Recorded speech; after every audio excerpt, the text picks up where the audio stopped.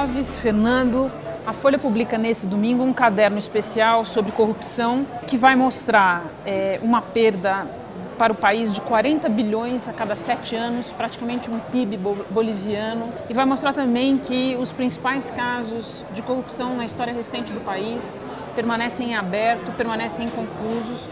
Para vocês terem uma ideia, 1% de todas as pessoas levadas ao banco dos réus tiveram algum tipo de condenação. Clóvis, por que desse estado de coisas?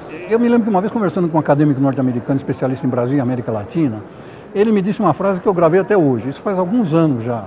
Ele diz o seguinte: não existe tradução exata para a palavra accountability, nem em português nem em espanhol. Accountability você pode traduzir precariamente por prestação de contas, mas é muito mais do que isso, né? É responsabilização, é responsabilidade. Como não existe no Brasil, o mundo político brasileiro não tem a noção nem de prestar contas, nem muito menos de responder por seus atos. Prova o dado que você mencionou, que só 1% dos casos chega a algum tipo de punição. E pior ainda, que aí é o nó da questão do meu ponto de vista, é que o brasileiro também não cobra a responsabilidade dos seus eleitos. Elege um bando de gente acusada, comprovadamente culpada, e continua sendo eleito sucessivamente. Quer dizer, não tem conserto enquanto você não mudar essa cultura do desrespeito à accountability que todo mundo político, principalmente, todo eleito deveria ter, e de respeitar o dinheiro público. A gente tem, só pegando carona no que o Rossi falou, a sensação de que o sistema político se descolou, de certa forma, da sociedade e representa os seus próprios interesses. Outro aspecto importante é a questão da justiça. Você citou 1% de casos de pessoas condenadas. Se a gente pensar que ainda estão julgando o impeachment do Collor, tem gente sendo julgada, os anões do orçamento, que foi o caso de desvio de dinheiro, em 93 tem gente sendo julgada, o caso do Maluf, que é uma prefeitura também na década de 90, o caso do Luiz Estevam, que foi o ano passado, o Ministério Público ainda nem ofereceu denúncia.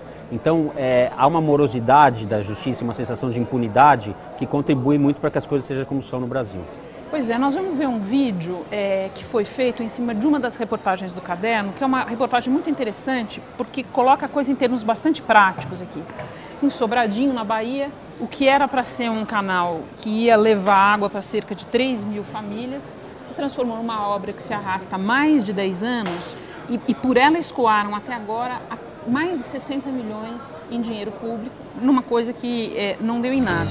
Então, a nossa missão era encontrar em algum lugar do Brasil algo que representasse, simbolizasse efetivamente, concretamente, a corrupção. E a gente encontrou aqui no sertão baiano, a gente veio até a cidade de Sobradinho e encontramos isso aqui.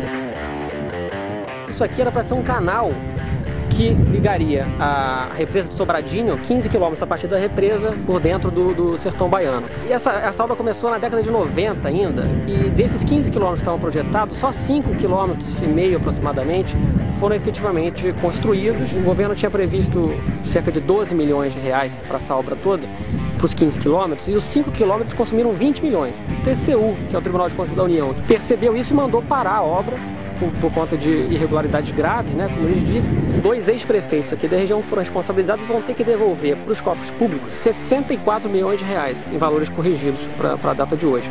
Então, para vocês terem uma ideia do tempo que essa obra está parada, quando ela parou de ser construída, os atentados de 11 de setembro nos Estados Unidos nem tinham acontecido, o presidente Lula nem tinha sido eleito ainda, e o Brasil ainda era tetracampeão mundial de futebol, nem penta o Brasil ainda tinha conquistado.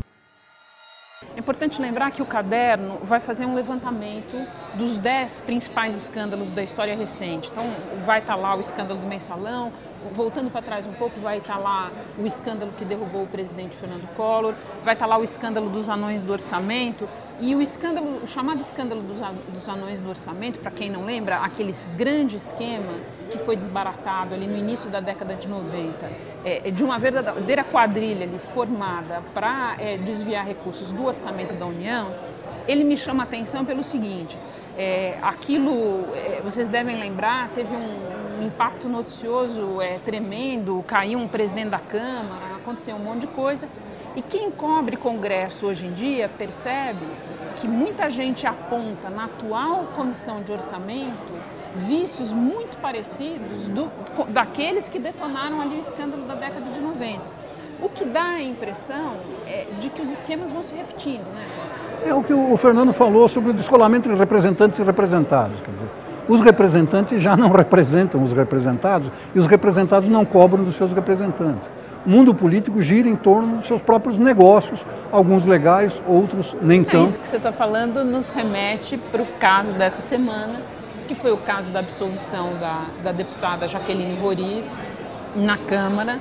E esse descolamento que você fala, poucas vezes é tão visível quando os parlamentares se reúnem para absolver um de seus pares, né? Quer dizer, eles se apegam, nesse caso específico, o próprio discurso dela, não sei se você chegou a ver na tribuna, era uma loucura, porque veja, a mulher foi filmada com pacotes de dinheiro na mão. E ela basicamente estava lá para dizer, olha, nada daquilo aconteceu enquanto eu era deputada. E por uma folgada margem, a Câmara absolveu, quer dizer, é de fato um sistema em que é como se a Câmara já não tivesse mais minimamente preocupada com um desgaste de imagem que é muito grande, né? Aí você tem também uma desfaçatez mesmo, a gente pode usar essa palavra, que se repete. Se a gente lembrar do caso do Renan Calheiros, que foi salvo, ele perdeu a presidência do Senado, mas preservou o mandato. O caso do Sarney, no final do mandato do Lula, que foi preservado pela interferência direta do próprio Lula. Enfim, a Câmara e o Senado vêm dando exemplos repetidos de uma desfaçatez mesmo, de uma demonstração de descaso pela opinião pública, né? Acho que a mentalidade é terrível. Você pega um caso menorzinho, não vai estar em nenhuma das listas de 10 grandes escândalos, nem dos 100 maiores, nem dos 200 maiores. O caso da ministra Gleisi Hoffmann e o recebimento do Fundo de Garantia pela suposta demissão na Itaipu Binacional. Qualquer funcionário do setor privado saberia perfeitamente que, entendo que deixar a empresa por interesse próprio, não tem direito a receber porcaria nenhuma. Qualquer um sabe disso. No entanto, ela recebeu, embora ela tivesse interesse em sair, né, e acha que não tem nada demais, que é isso mesmo. Por quê? Porque o dinheiro público, como não é de ninguém, é de todo mundo, né? Então, essa cultura do compadrio que o Fernando mencionou, essa cultura da necessidade quase compulsiva de levar vantagem em cima dos cofres públicos, prevalece sobre o bom senso, sobre a lógica. Depois de tudo revelado, ela vem a público para dizer, olha, se causei prejuízo, eu vou devolver o dinheiro, mas eu não pensava em causar prejuízo. Meu Deus do céu, ela sabe, todo mundo sabe qual é a legislação trabalhista que vigora no país, sabe que não tem direito a receber, por que recebeu?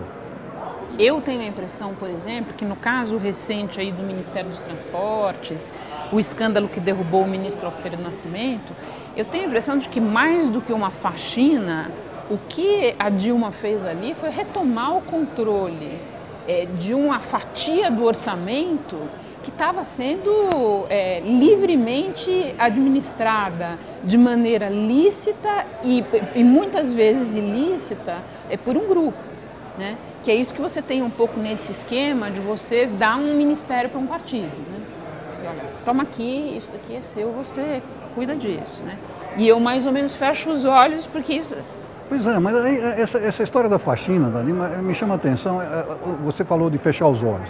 Quer dizer, a Dilma foi durante 5 anos, não é isso? Chefe da Casa Civil do Lula, foi gerente, segundo o próprio Lula, foi mãe do PAC. Ou seja, ela conviveu com todos esses esquemas de corrupção como gerente. Não é como um ministra da Pesca.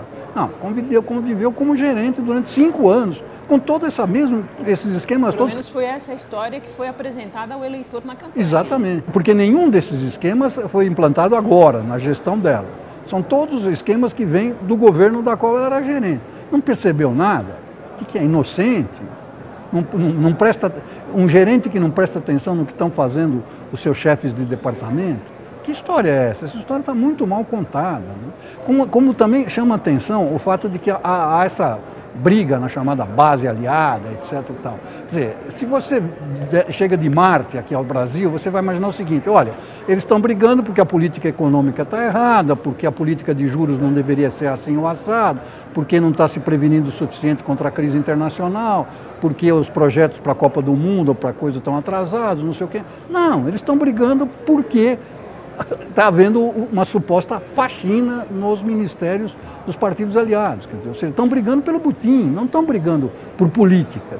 Essa palavra faxina está sendo usada com uma certa liberalidade. Eu concordo com vocês dois, a gente deveria ser mais, fazer uso mais restrito dessa palavra, porque é uma ilusão de faxina, não tem... Eu tenho, para usar uma imagem que foi usada pelo Marcos Nobre, que é professor da Unicamp, num dos artigos dele, a Dilma parece estar se puxando do pântano que ela está atolada pelo próprio cabelo, né? Então tá ótimo, muito obrigada, Clóvis, muito obrigada, Fernando. Obrigado.